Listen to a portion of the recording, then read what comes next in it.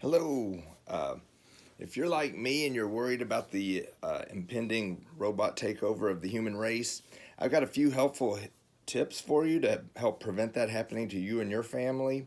And I'm not particularly technologically savvy. If you know anybody's worked with me in the last 8 to 10 years, you know I'm definitely not strong on tech, that's for sure. But these are simple things that you can do around the house. They're not expensive. They're, common household things that you have that will keep you and your family safe for the impending robot takeover. So let's take a look.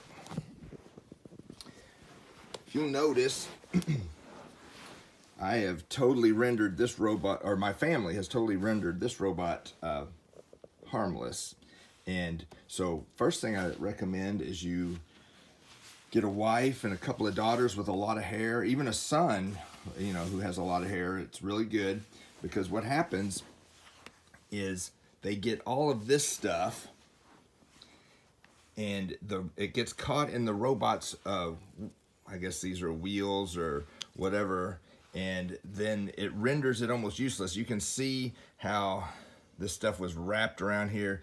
You should have seen this poor robot in his pitiful attempt to attack us. He could barely move. He was so gooped up with these hair from my daughters and wife probably and son. And another thing, everybody knows how great it is to have dogs in the robot apocalypse.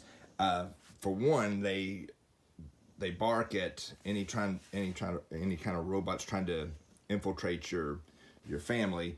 But a secondary effect, and you'll notice our guard dog Rosie over there, a secondary thing that they also do is they contribute to this. That gunks up the moving parts of the attacking robots. Now, one other thing that people don't even think about, and I just found out about it just today, is robots need a power source, obviously. And most of them have some kind of charging ports.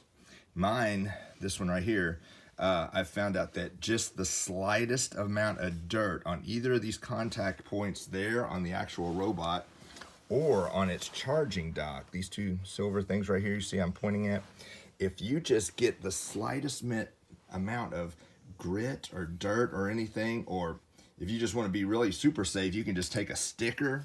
I've got one here like I got off of a banana, and I'm not in any way trying to advocate you buy Dole bananas, but this was one, and I thought, the ironic, it has that little Wall-E character on it.